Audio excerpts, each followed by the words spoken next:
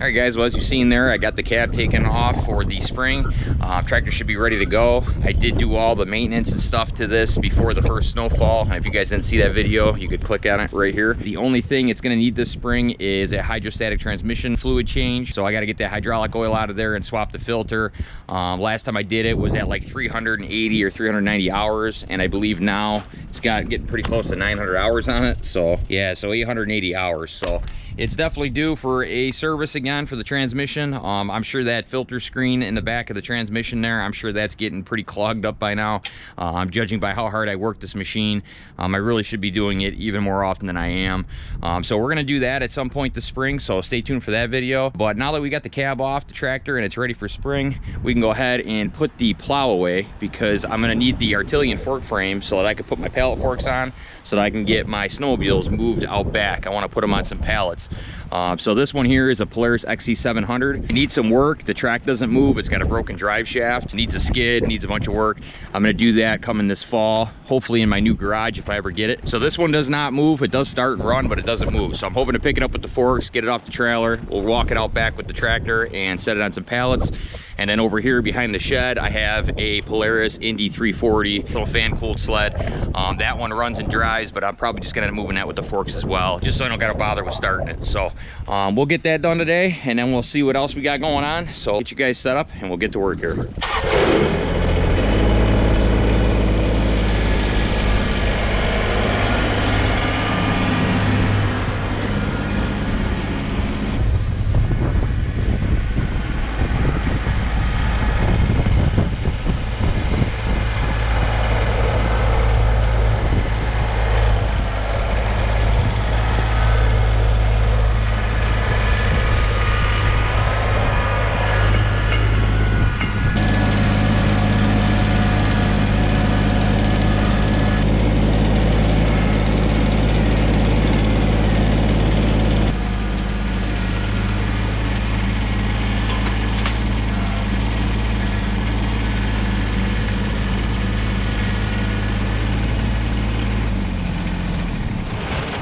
It's definitely pretty muddy back here still.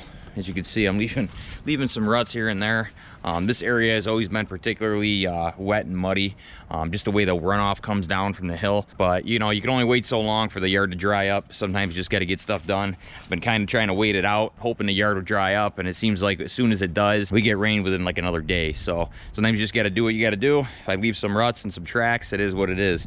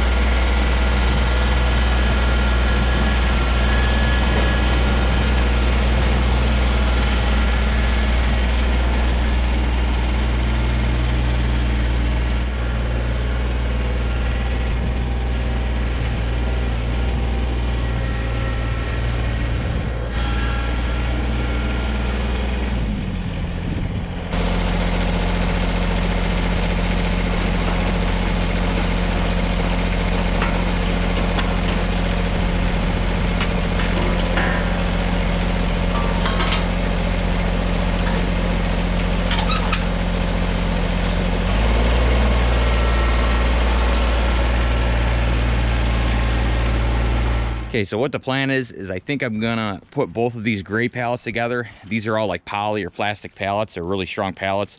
I hate to use them just to store the snowmobiles, but it is what it is. It's kind of nice that these don't rot and the nails don't fall out of them, so you don't run them over. So that's kind of a good thing. So what we're gonna do is we'll put the forks on the tractor. I'll come back here. I'll pick this up out of the mud. I'll get these two kind of scooted together, and I'll put the Polaris 700 on these gray pallets here. And then I'll use the forks to move this table off this blue one here. I'll stack both these blue ones next to each other here, and I'll put the Polaris Indy 340 on the blue ones here. That way I got both sleds down here together, out of the way, and behind my storage tent, which blocks a lot of the wind and whatnot. So hopefully my covers don't get ripped throughout the summer. So let me go ahead and get the pallet forks thrown back on a tractor, and I will meet you guys back out here.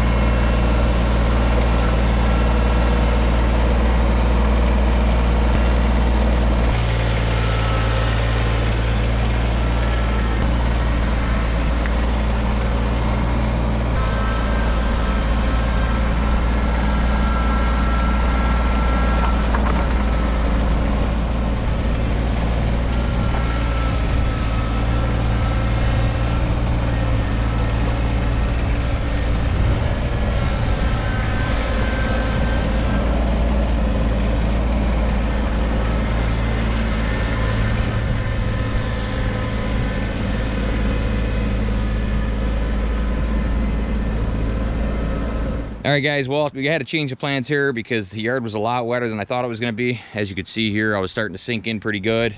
Over here as well, this is a really low spot here, so it was sinking. It didn't feel that bad when I walked on it, but obviously with the weight of the tractor, and if I try to have the weight of the sleds on the tractor and get up this is like a slight incline here, I know it's just going to rut it up even more. So instead of rutting this up even more, what we did was I moved the pallets over here. So this is a lot drier over in this area. I actually tested it out with the tractor already and drove up through here. As you can see, it's much, much drier. It's leaving tracks, but it's not sinking. The wettest area I have is right here that I have to go through. So what I'm doing is I'm staying alongside the fence here and I'm just cutting across. So the good thing is it's early spring yet and I could easily roll them ruts out. It's not a big deal. And this isn't my main yard over here anyway. The main yard is over here, which is why I'm trying to stay off of it. So I'm gonna stay up close to the fence here and cut across. Come right up here and we will drop the 2 sleds here. Like I said before, the 340 is gonna go on the blue ones and the 700 is gonna go here on these gray ones. So let's go ahead and grab that 700 off the trailer. I've got Matt here to help me, and hopefully we can get these up here without leaving too much of a mess behind.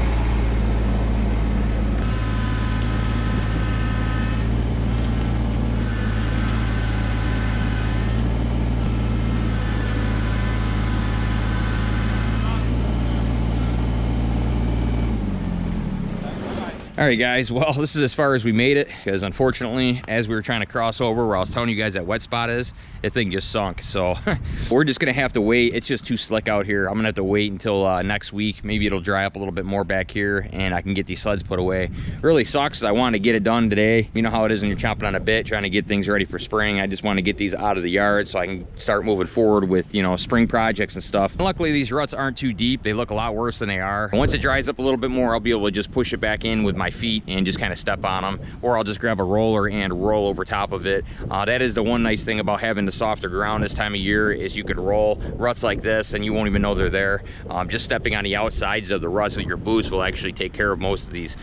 So it's not really the biggest deal. I'm not too worried about the lawn, just more upset that I couldn't get the sleds where I want them today. So yeah, it's kind of hard to predict, you know. There's certain spots in my yard that are perfectly dry, like over here. It's perfectly dry. You can see it's not even squishing.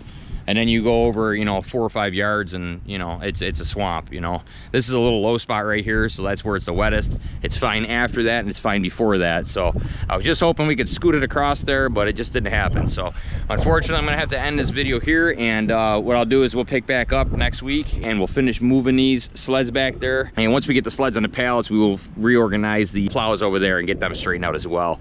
But yeah, anyways, I hope you guys enjoyed the video. Wasn't much of a video, but at least you guys got to see me remove the cab and got to see me move some stuff around, use the pallet forks. So I hope we get these sleds back there today and get them out of the way, but that's fine. You know, Mother Nature has different ideas, so we'll just have to wait till the lawn dries up a little bit more. So I'll see you guys back out here hopefully soon. Hope you enjoyed the video. Don't forget to comment, like, subscribe, and as always, we'll see you guys in the next one.